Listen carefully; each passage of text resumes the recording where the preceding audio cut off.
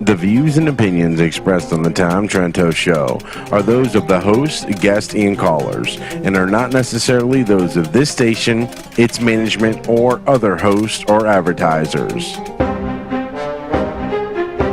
Broadcasting to you on WNN 1470 AM and TrentoVision.tv from the underground command post deep in a hidden bunker in hostile territory. You're about to enter the Tom Trento Show.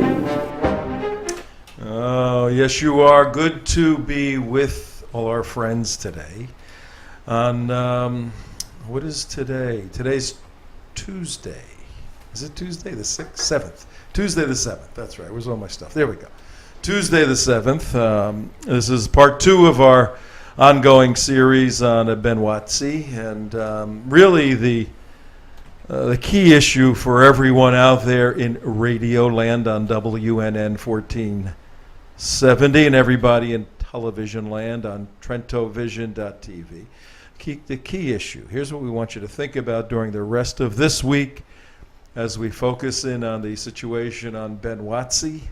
You may know it as Benghazi, but the Democrats and the administration is going, what? Benghazi? Well, nothing going on, nothing here. No fire, only smoke. What you need to be thinking about, ladies and gentlemen in the United States of America, is a change in your geopolitical lexicon. We have been used to, for the past 4 years plus, whenever we say the word president, we say Obama.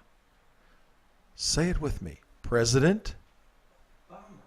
President. Obama. President. Obama.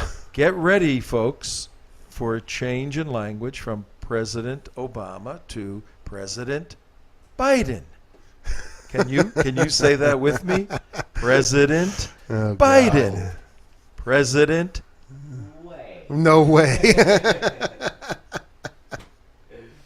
That is going to be funny. No I way. mean, the Democrats, usually they're ideologues and they look to destroy the United States of America, thinking they're making it better by giving away free stuff and by decreasing the amount of responsibility people have to have in participatory government. But now, when President Biden takes over after President Obama is impeached. Well, that I can deal with. Yep. Your mic. We need to hear you. Where is your microphone?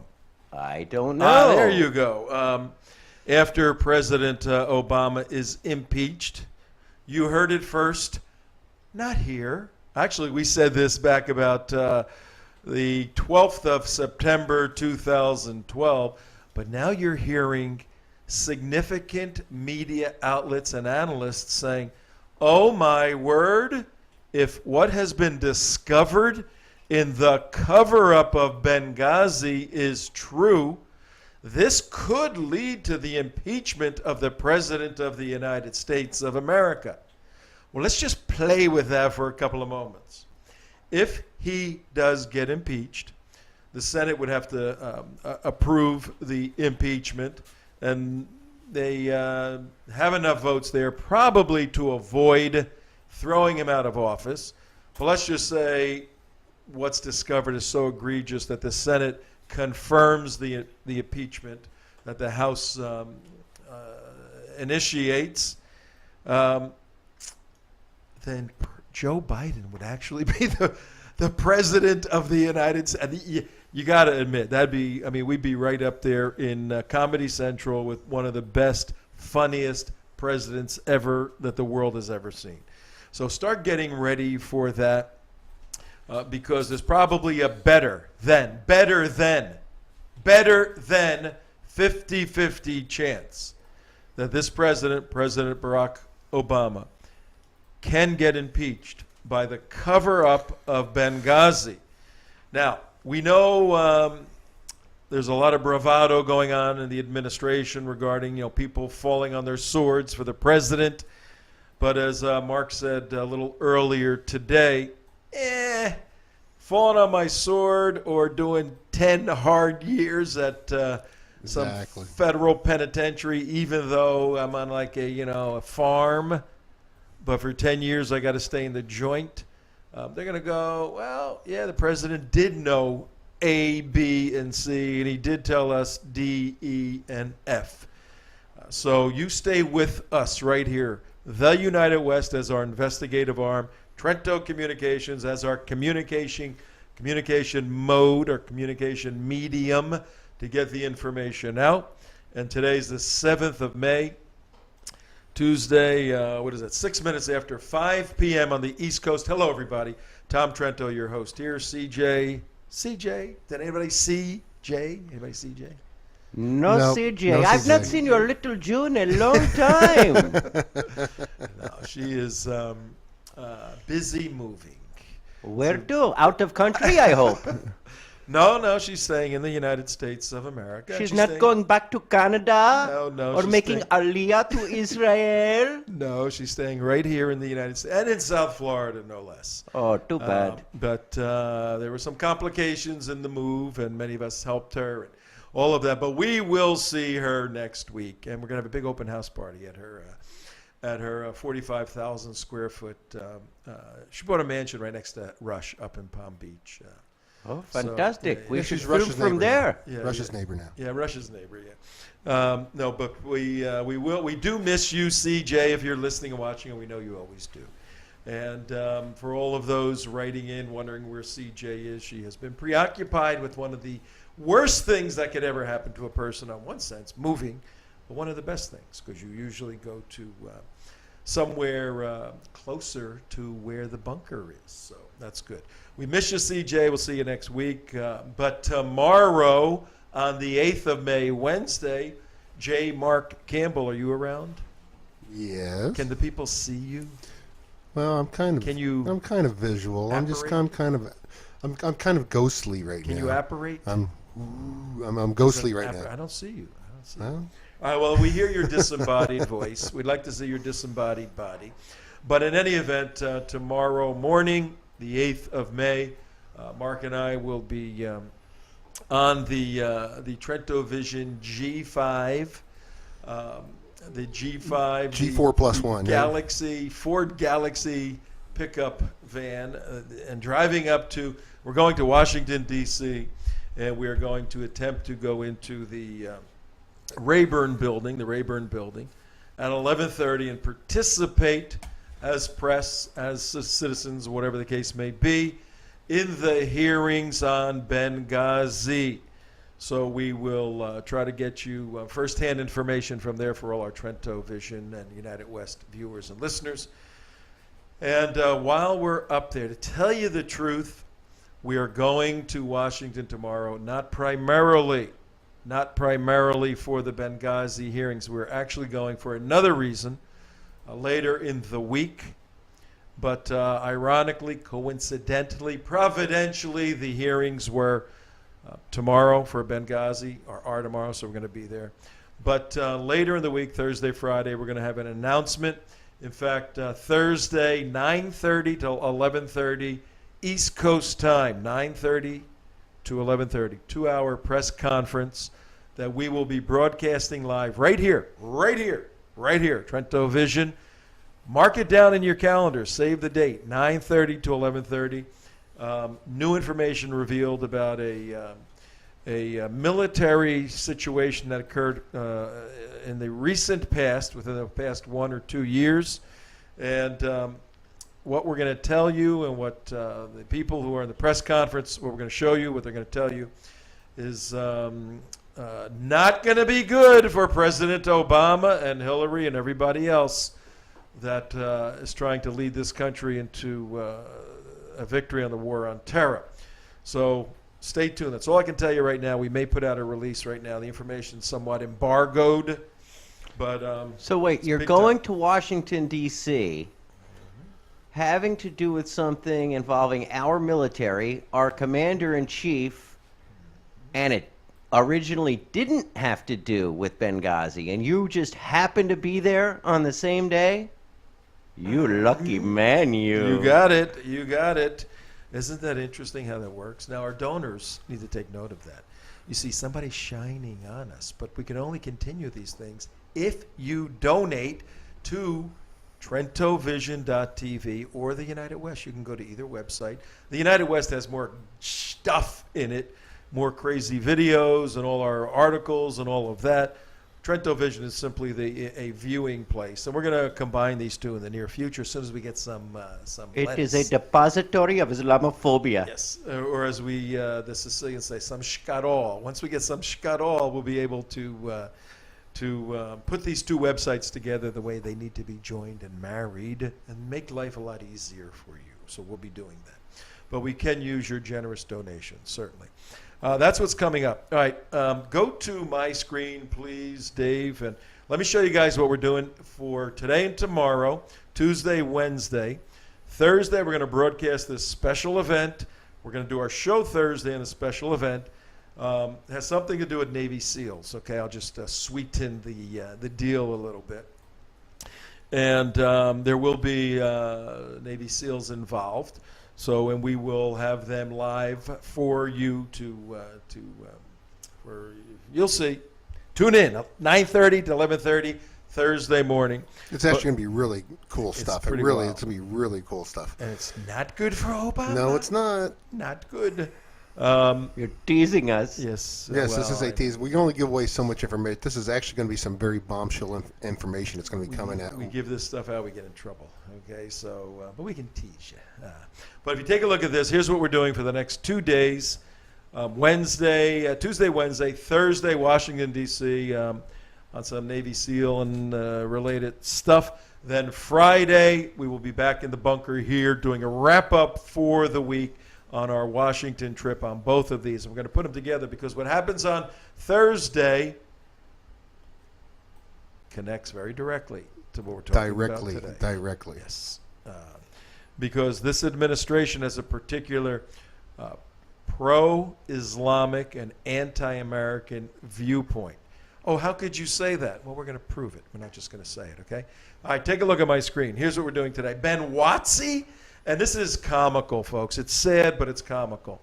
All the people on the left, even key senators and elected congressmen on the left, the Democrats, are going, Benghazi, what is that? That's old news. That's tired news. You guys are doing political grandstanding. But when CNN, Clinton News Network, starts leading with some significant findings on the Benghazi cover-up, when you have papers on the left and websites on the left starting to say, hey, there may be some there, then you know there's a problem. Benghazi. We put two of the principals in, Susan Rice on the left and Hillary Clinton. Susan Rice is the ambassador to the UN, and Hillary Clinton, the former Secretary of State. And that picture just lends itself to this caption. I'm telling you, Susie. How do you think she talks? Can you do? Susan Rice? Yeah. No. Hillary. Can our voice guy do Hillary's voice by any That's chance? a tough one. What difference does it matter? No, I don't see. That sounds see like a that. Jewish woman. No, Yeah, I see it. And we all know she's not a fan of the Jews. So no, I can't do a Hillary Clinton. Nor would I.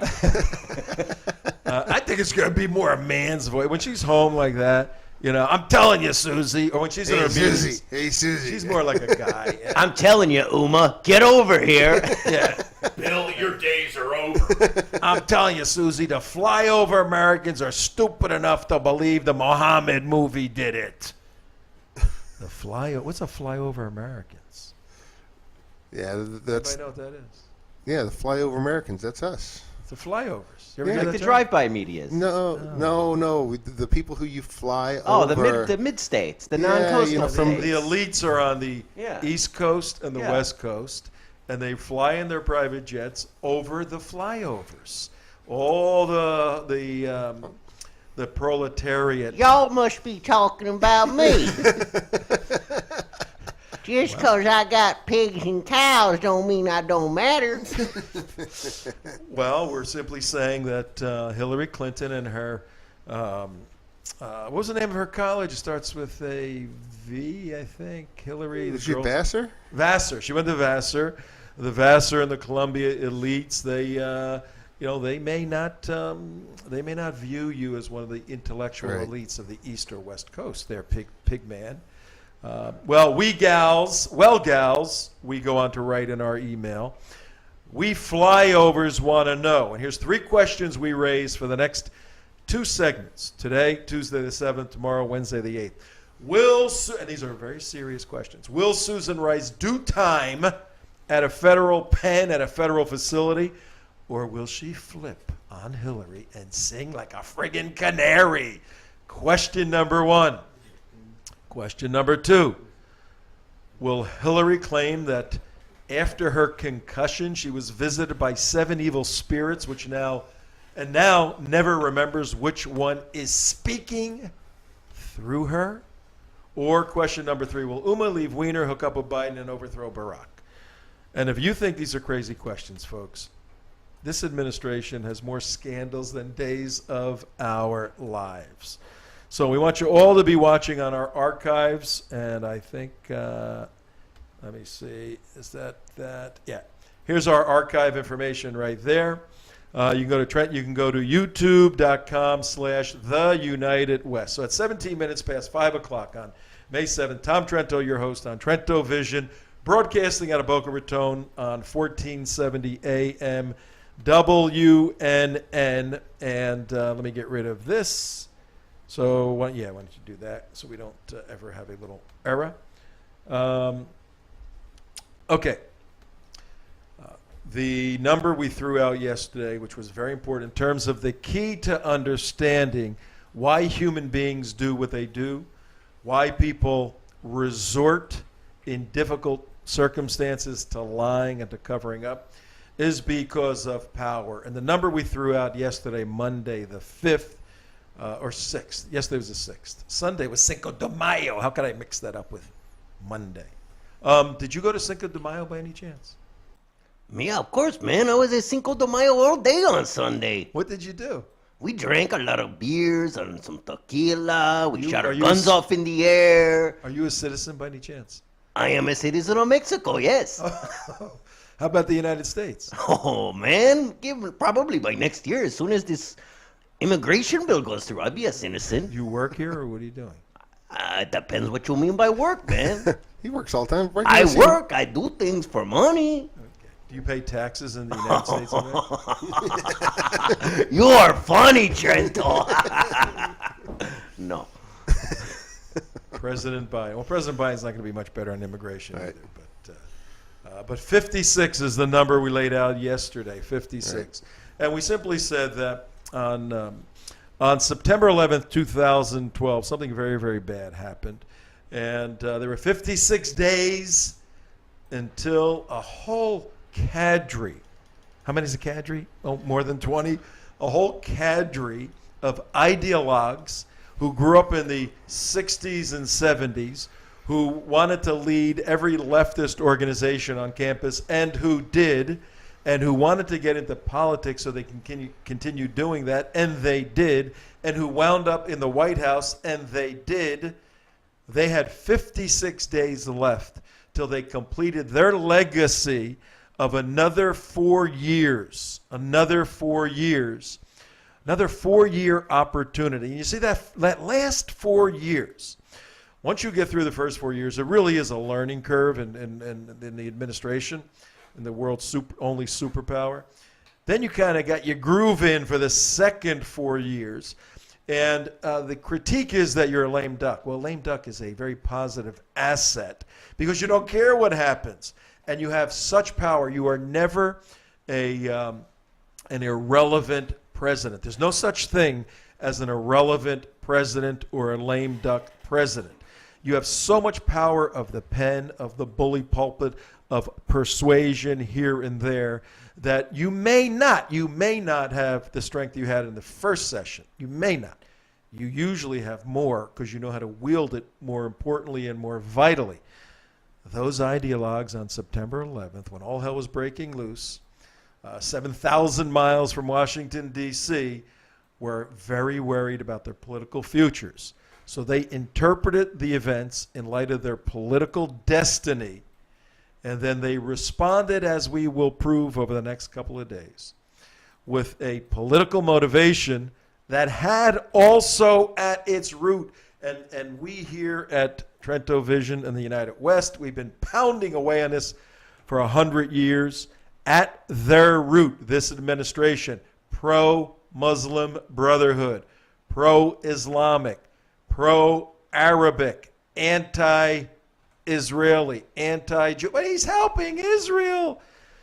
He's doing what he has to do to maintain a relationship with Israel so that all of us don't go after him and he can advance the Islamic agenda. That's what this president is doing. He knows what he's doing. And also, Tom, it's just they have to make an excuse for Islam. They have to continually excuse Islam from everything to advance the Muslim Brotherhood cause, because it always has to be America's fault. We always have to be responsible. We're always to blame.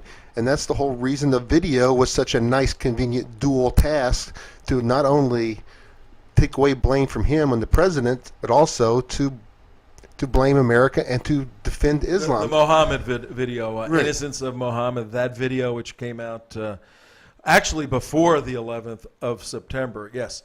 And last night, in preparation for the show, there's Mark, I see him. In preparation for the show, we reviewed, I was reviewing some of the, we started our show, this TrentoVision show, September 3rd, last year, 2012, Labor Day. That's my birthday. Is it September 3rd, Labor Day? Happy birthday. 11 days later, not 11 days, 8 days later, 8 days after we started, all of this Benghazi stuff hit. We were right on it. I mean, we're not amateurs on the issues, and we're not amateurs on the radio. So we were all over this thing. And I was looking at some of the shows we did on 11, 12, 13, and 14. Yeah, we nailed it. We nailed it. And we actually had the PR guy for that movie, Innocence of Muslims, Right. guy by the name of Steve Klein out of California, who was in hiding. We had him on the show. As on he Friday, should the be. 4th. We had him on the show. And we said very early on, this is a terrorist attack, nothing to do with the movie, but wait until we lay out for all of you the process. And we're going to do that right now. Well, yeah, and we went right to the beginning. Yeah, right to the beginning. The guy's still in jail for the movie, and it's incredible. The Nakrallah, whatever, the Egyptian, Yes. Coptic Egyptian who made the fabulous, award-winning, epic Innocence of Muhammad. There was also, I was doing some research for the show last night, and I found that this actually went back to earlier in the year of 2012. And if Dave will bring it Right. up for you, you could see it right here, Yeah, and what was going on. What do you got? This actually goes all the way back to February that's right. Of- It goes all the way back of- to 2012. Oh, and then wow. and bring on net too, and we bring up the full blown screen. Oh, of wait, that, too. Benghazi died at 81. At 81. Oh. So this There he is, he actually died. predates. That's Oh, right. my God. Yeah, Benghazi died at 81. So There you- Benghazi died, and Benghazi No, lives. hey, Damon, that's Ben Gazzara. Oh. That's Ben Gazzara, not Benghazi. You're a little bit confused. It's I'm Ben sorry, Gazzara. Tom. Let me get that down. Ben Let me get Gazzara, this he's down. a- I'm yeah, completely. yeah, Okay. yeah, No yeah. problem. So I I think a lot of apologize. people are confused by Benghazi, Ben Gazzara, and May Ben Gazzara rest in peace. May rest in peace. And may Benghazi not. But let's go back to Benghazi. And the best way to do that is to come to, not yet, to come to my screen right here. There we go. All right, take a look, folks. And for you driving in your car, you can't take a look. That's why you have to go to youtube.com/TheUnitedWest and play our archive after 6 o'clock tonight when we get off the air. And that's only 27 minutes from right now. No, 35 minutes from 33 minutes from right now. I love my new little toy right here. It tells me exactly where we are. Here is this map shows you northern Africa, the Mediterranean, part of southern Europe, part of Italia. There's Italia. Greece up to the north, and to the northeast is Turkey.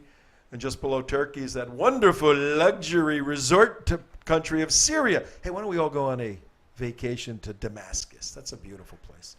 To Damascus. Then you come down through the Golan Heights right into Israel, over to Jordan. You can play around in Lebanon. What a fun place to live over there. But if you want to come to Israel, September 30th through October 10th or 11th, come with us. Because what better time than when the world is exploding to go on a trip with us to Israel? Because You're not scared, Trento? You're not afraid to go over there? Look, all of you frightened. You're frightened to go out your back door. You're frightened to go out your front door. Did I lose my? You're frightened to go anywhere. Enjoy life. Live a little excitedly. Ronnie Wexler, who's taking us on this tour, he's taken 100,000 people in over 30 years. He's only lost 3,000 or 4,000. That's not that bad. Oh, you're scaring me, Trento. You're scaring me. He's lost no one, folks. Everybody that he's taken has come back. Maybe not exactly on the same, but no, they've all come back. Everything's great. Any amputations? No problems ever. He's never had a problem. And Ronnie's a former IDF soldier. He'll be here Monday or Tuesday of next week. He's going to be on with us. We're going to go through the trip. But look at this neighborhood, folks. Here we have where the A is. I'm going to zoom in a little bit on my map. And zooming in is the other way. Very important to understand the geography here. Right in the center, where this little A is, that is this little country here, this little tip of the corner of the northern part of Africa, the Maghreb here, is Libya, about 6 million people. The little town right here, all of this is Libya, I'm sorry. This whole country right here is Libya. This little tip right here is the Benghazi, the port city of Benghazi. And directly due west is Tripoli, almost on the same parallel line here is Tripoli. That's important because there were special operators in Tripoli that were trying like crazy to get in and assist in Benghazi. Now I'm going to go out a little bit on the map. And if you remember, where did the Arab Spring begin? With which country here in northern Africa? Tunisia, right here, due east about 1,000 miles or so of Libya. That's where the Arab Spring began. Then where did it jump to next? It jumped over this big country of Libya, a lot of land, a lot of desert, into Cairo. And all of this was in the first part of 2011, January, February. And the Libyans were watching revolutions on both sides. They're turning to the east, there's revolutions. Turning to the west, there's revolutions. So what do you think went through their mind? Well, all these outlying countries would still start to catch on fire. All of it. If you do the fire map, which is kind of interesting, you see all this Saudi Arabia. Libya has to go because it's right in the middle of the whole ring of fire. Yep, exactly. The ring of fire around Israel, which is, I'm pointing to my screen, that makes a lot of sense, which is, here's little Israel. Let's zoom in on Israel a little bit. Let's go over to Israel. And we have to the south, we have a revolution here now run by the Muslim Brotherhood in Egypt. And remember, Israel used to have the whole Sinai Peninsula right here. It's gone.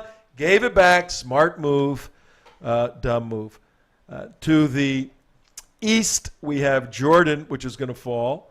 To the north is Lebanon. To the northeast is Syria. What a neighborhood, no? Oh, that gets more fun when you go a little further north. Turkey, who Israel's trying to make friends with now. Then we got Iraq, which is becoming a client state of the guys over here. Which has been crazy. Yep. Crazy. Basically a civil war going on again, very similar to Syria. They're blowing each other up. Good thing we didn't leave any troops there. And over here we have Iran, which has its Shia control of Iraq, which is inserting itself into Syria, which runs Lebanon. This is all, for the most part, Shia Muslims up here. And the Sunnis are fighting back in Iraq. But what Iran is doing in Syria is simply saying, we're going to make that a client state now. It's so failed. We're going to launch missiles through the efforts of Hezbollah, who are in Syria with the IRGC, the Iranian Republican Guard Corps. We're going to shoot missiles from Syria into Haifa or Jerusalem or Tel Aviv. Actually, they can get him into Haifa and Tel Aviv, 300-kilometer missiles. Because we don't care what happens to Syria anymore. We just want to blow up Israel. That's how bad things are getting.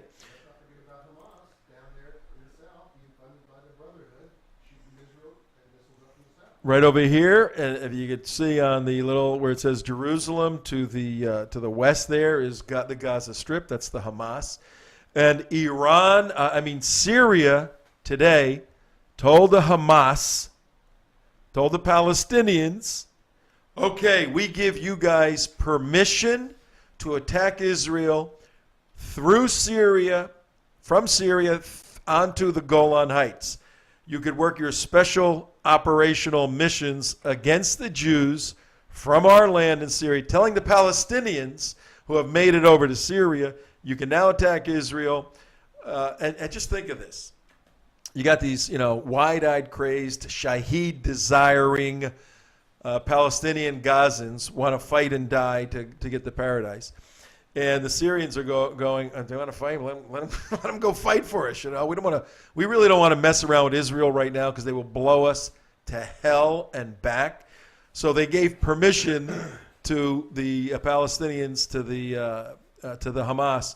Oh, you can fight for us. Go on the Golan Heights. It's suicide missions, folks. It's a total suicide mission. The Israelis are all over the place. They're going to kill every single one of them. It's completely crazy. Hey, and GM is falling apart. But we have President Biden sitting in the wings. So now, the geography, coming back to the map, is very, very important. Let's go back, we're sliding the globe around, to February right here, 2011. And let's take a look. If you remember, do you have a picture by any chance of Muammar Gaddafi and Barack Obama as friends? There's Muammar Gaddafi. Very handsome man, no?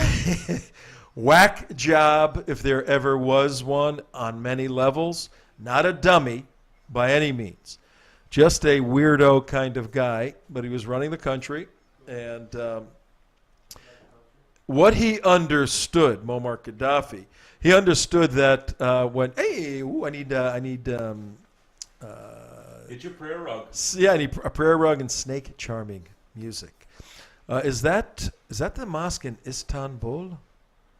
No, I don't think so. Well, maybe. What Gaddafi was capable of doing was overthrowing the former regime 30 years ago, maintaining power for 30 years in Libya, and he ruled with an iron fist. Anybody know why he ruled with an iron fist in Libya?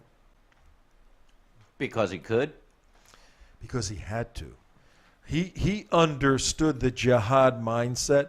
He understood that there are Muslims that want to die to implement Sharia through jihad, and that you can't have a successful country, particularly with the West, if you're just in war all the time fighting Muslims all over the place. So he had to lock these guys down. He ran a penitentiary, basically. And there were freedoms there, and they were Western in some ways. But he saw that the bad guys had to be contained. And he was a brutal dictator. And he said he wanted to join there. Oh, look at that. Do you remember when in 2008, what Muammar, if you're driving in your automobiles watching TrentoVision, we want you to put it down right away, okay?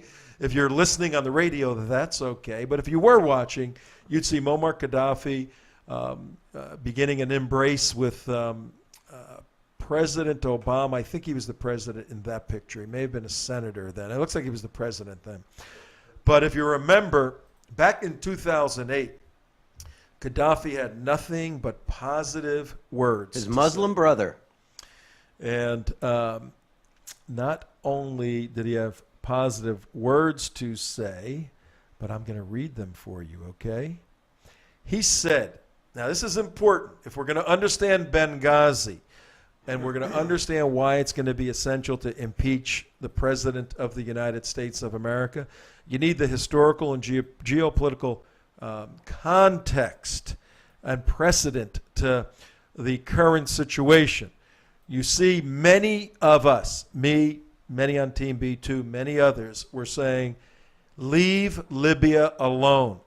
Simply because they have revolutions to the left of them, revolutions to the right of them, revolutions in front of them, behind them. Don't get involved. Libya is contained right now. Gaddafi laid down his weapons of mass destruction. He is actually working with us to fight AQIM, Al-Qaeda in the Islamic Maghreb, the Northern Africa, the Levant area. We know who he is.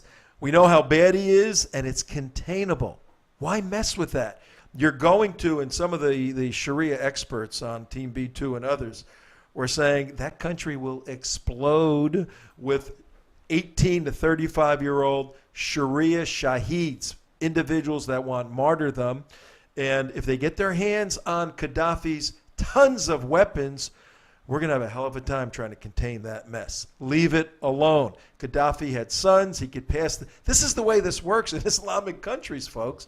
An iron fist handed down through generations. They're totalitarian regimes. They're not democracies, because democracy requires you got to buy into simple principles that are the foundation of human experience and basic civilization. And many Arabs, Muslims, haven't advanced intellectually, organizationally, and interpersonally, and he understood that in those areas. What I like to say on that is you can't have democracy without literacy. These people have a lot of midpoints to go to. Yes. That's the democratic election should be one of the last things that they need to be concerned with. Like reading and toilet bowls might be closer on the list. No, you're not on. You're not on. The last person who had any success in bringing democracy into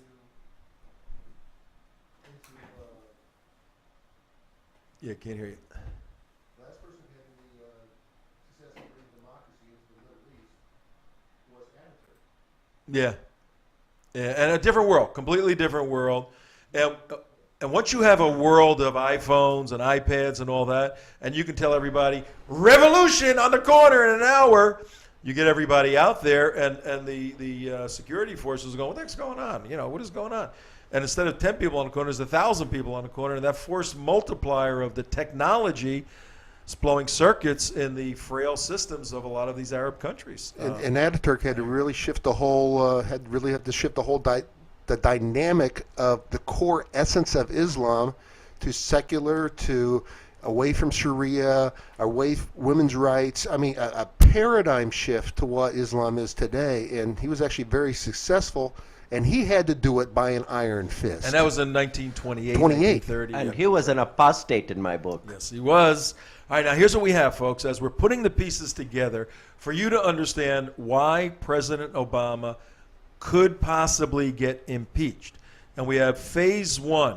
We have the time before the Martyrs Brigade Revolution of February 17, 2011.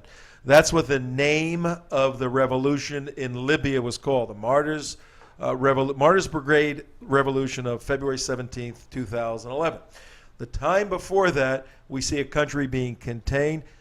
Are we trying to make, your point was well taken, and you over there that I was talking to, you said you need literacy for democracy. In the United States of America, we say you can't vote till you're 18 years old. What is that all about? Well, we've said, generally speaking, you're not equipped intellectually. Follow this line of thinking.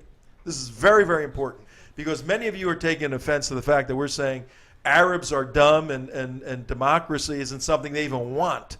And I'm saying that in a pejorative fashion to make a point. But the United States of America and every Western country has said at a certain level, you can't vote. And ours is 18 years old. You don't participate in democracy. You are not allowed until you're 18 years old. Well, why? You don't have the mental, the psychological, the intellectual wherewithal to productively participate, to be an asset to the country. You don't have the capacity mentally. You're not there. Well, why 18? There's some smart 17-year-olds. Okay, we have to draw the line somewhere. We drew it at 18. That's where it is. Case closed, right? I would wager that virtually every 17-year-old in private school, not public school is third world in the United States Watch of it, America. man. Every 17-year-old in Catholic school or Christian school or Jewish day school, any of the religious schools, we'll go with those, infinitely more equipped to understand democracy than virtually every 50-year-old Arab in 56 of the Arab nations. Agreed. Okay. So let's have a State Department trained by Saudi money that goes around the world trying to build democracies that the Saudis know they can go in and control because they control the students at Georgetown and at Harvard, all these different places. Let's set out to do nation building. And let's take our finely tuned, unbelievable, tip of the spear, lethal military force, and let's make them the Peace Corps now, running around the world trying to build nations. That's what we're doing. And what we're saying here, TrentoVision, and I bought into this a few years back, that within everyone there's a desire, a void, an openness, a quest, a thirst for democracy, to one man, one vote, to participate.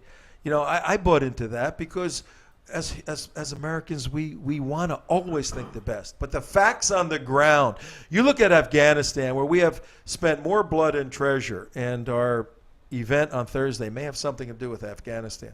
More blood and treasure, providing an opportunity for these people to participate in rudimentary democracy. And they fall right, they don't want it. They fall right back into their drug-induced and drug-fed thuggery, tribal hatred going back thousands of years. So what do we have to do? Well, the answer isn't wasting time building nations. Phase one, we should have left Libya alone. Here's some more reasons. Do you remember Obama? He did not want to get very involved in Libya right away. Wanted to lead from behind. That's correct. Well, that's what the pro-nation building, pro-Arab Spring people were saying. All of us were saying, you're making the right decision for the wrong reasons. You don't want to lead from behind.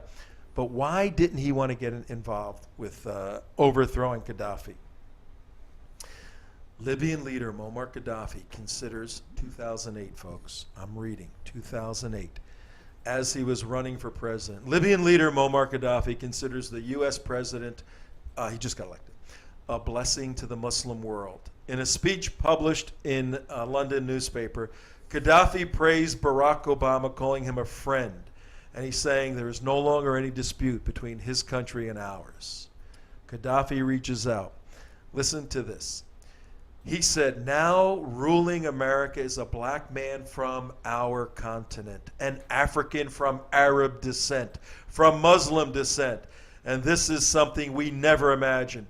That from Ronald Reagan, said Muammar Gaddafi in 2008, we would get Barack Obama.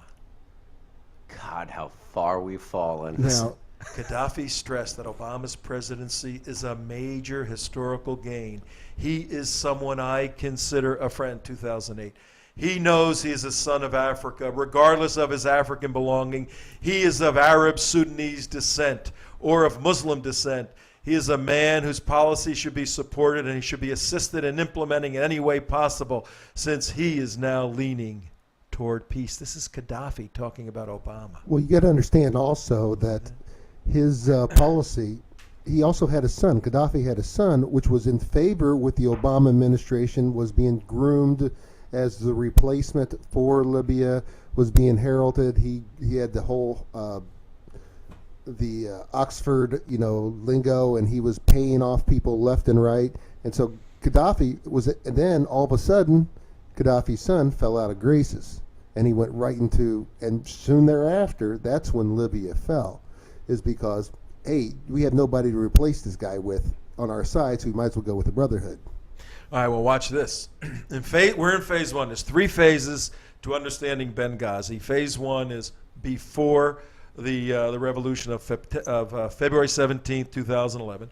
Phase two is the aftermath from February 17th, 2011, the Islamic Martyrs Brigade Revolution, February 17th, 2011, to September 11th, 2012. So from February 17th, 2011 to September 11th, 2012 is phase two. Phase three is where we are right now, September 11th, 2012 to now. We're going to explain today on the 7th of May, Tuesday, and tomorrow on the 8th of May, Wednesday, these 3 phases, and we're going to show you what the State Department did to the CIA in phase 3. But before we show you that, we really want you to understand phase 1 and understand we should have left well enough alone. Why? Because we have an expanding and exploratory administration that wants to do nation building and assisting Arab nations, Islamic nations, build their destinies worldwide. Really, what's behind this? The Muslim Brotherhood. The Muslim Brotherhood is behind this administration's effort to build in Jordan, in other places, to build a Muslim Brotherhood geopolitical structure through which the caliphate could ultimately be established. Now, if I sat down in a meeting with Obama and all his advisors and laid this out, they go, except for 6 people in that meeting. The 6 Muslim Brotherhood advisors would be going, oh my God. Do you need a job, Trento? Exactly. They'd be going like, oh my God, what does that mean? Isn't this meeting over? They know that we know their number, but the administration doesn't. Can we take you shopping for a new suit and give you a big fat paycheck?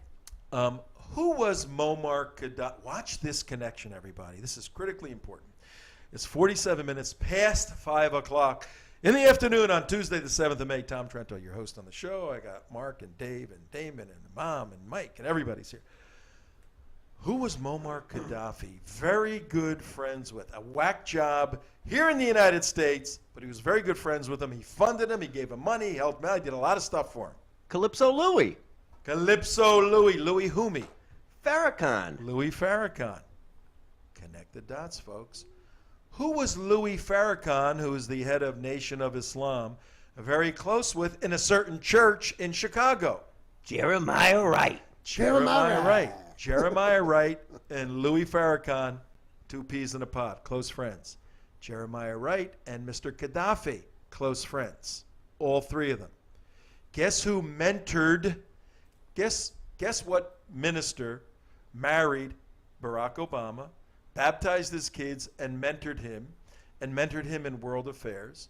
Guess what his name was? Jeremiah Wright. The same Jeremiah Wright that's friends with Muammar Gaddafi? Yeah. Yep. Well, did Barack Obama ever participate in the Nation of Islam's Million Man March? Yeah. Yeah, helping organize it. All right. Okay. You there, Tom? Watch this. You go there much? I ain't seen you there. I watched it on television. I listened to his speech on 19 for 19 hours. You see me on TV? Our son, Excellency, President Obama, USA. This is in 2012. He's talking about the 2012 election. He's wishing him luck. This is in the midst of NATO's war against Libya. Gaddafi writes Obama, "We have been hurt more morally than physically because of what happened against us." You're not going to believe this letter. "We have been hurt more morally than physically because of what has happened against us, both in deeds and words, by you, Barack Obama. Despite all this, you will always remain our son, whatever happened." This is Muammar Gaddafi in the midst of being attacked by Obama, by NATO, which we all said was a completely illegal war. "We still pray that you continue to be the president of the United States. We endeavor and hope that you gain victory in your new election campaign. You are a man who has enough courage to annul a wrong and a mistaken action. I am sure that you are able to shoulder the responsibility for that. Gaddafi is in the midst of an attack, in the midst of losing his country. And he's writing a love letter. He's writing a love letter to his son. He viewed Obama as a son because of the relationship of Jeremiah Wright, Louis Farrakhan, Obama, and him. They were all very tight. Enough evidence is available, bearing in mind that you are the president of the strongest power in the world today. And since NATO is waging an unjust war, which we all agreed against a small people of a developing country, this country had already been subjected to embargo and sanctions. Furthermore, it also suffered a direct military armed aggression during Reagan's time. This country is Libya. And Gaddafi goes on to say, this is prescient. Hence, to serving world peace, friendship between our peoples, and for the sake of economic and security and cooperation against terror, you are in a position to keep NATO off the Libyan affair for good. As you know too well, democracy and building of civil society cannot be achieved by means of missiles and aircraft or by backing armed members of Al-Qaeda? Al-Qaeda in Benghazi. This was written during the war, the civil war that we were helping, and Muammar Gaddafi says, you know, President Obama, you cannot achieve building a civil society by backing armed members of Al-Qaeda in Benghazi. That is Unbelievable. Right. You yourself said on many occasions, one of them, you yourself, you, President Obama, says Muammar Gaddafi, on many occasions, and one of them in the UN General Assembly, I was witness to that personally, that America is not responsible for the security of other peoples, that America helps only. This is the right logic. Our dear son, Excellency Barack Hussein Abu Omama, your intervention is the name of the U.S. is a must, so that NATO will withdraw finally from the Libyan affair. Libya should be left to Libyans within the African Union frame. The problem now stands as follows, and he concludes this letter, this appeal to Barack Obama with 2 points. Muammar Gaddafi says, this was written on April 5th, 2011. April 5th, 2011. Muammar Gaddafi, leader of the revolution, he concludes with these 2 points. There is NATO intervention politically as well as militarily. And number 2, terror conducted by Al-Qaeda gangs that have been armed in some cities and by force refuse to allow people to go back to their normal life and carry on with exercising their social people's power, Sharia, as usual. And then he signs Muammar Gaddafi, leader of the revolution, April 5, 2011.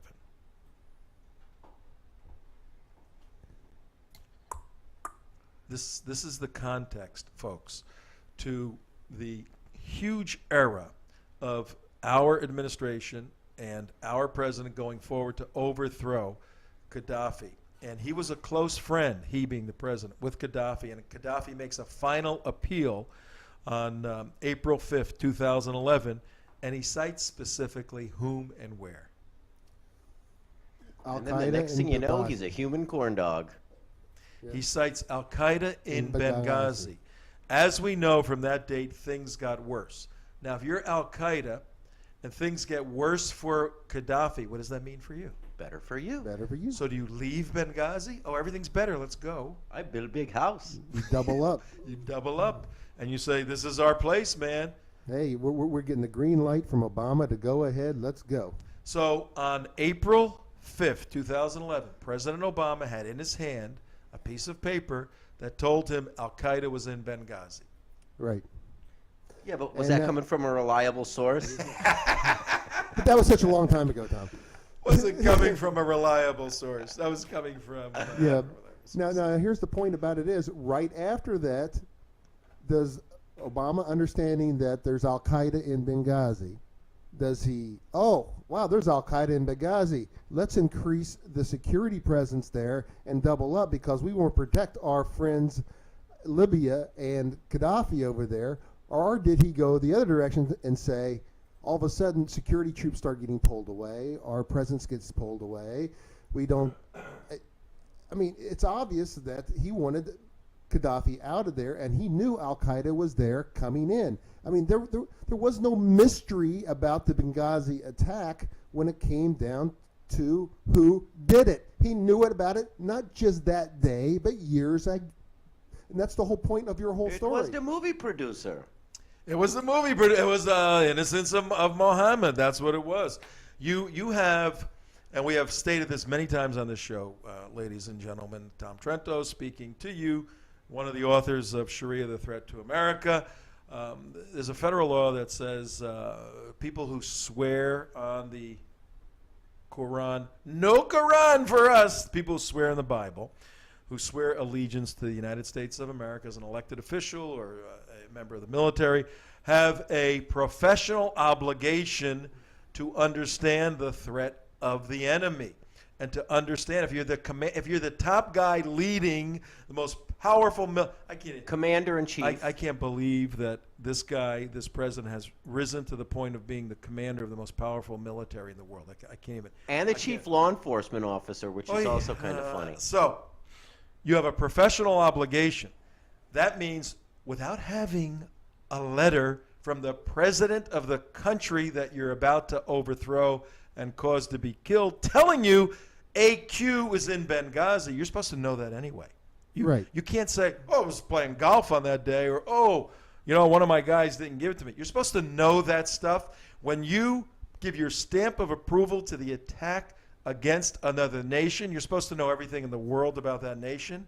That's just the way it is. If you want to play that game, those are the obligations. Tomorrow, on Wednesday, we'll get into what happened, Mark, in the following days from April 2011, where Gaddafi said to Obama, please, Al-Qaeda's here. Let's negotiate. I mean, this guy's in such a negotiating position. Right. We could have gotten anything. We could have said, we want to build a gigantic base there. We want you to protect it. We want all your oil. We're going to park 15 aircraft carriers right off the coast in Tripoli. And you know what? Give us the Tripoli thing back because the Marines really like it. They got it in their song. They'd have given us anything. Could have been perfect. And he had a history for negotiating with us. Yep.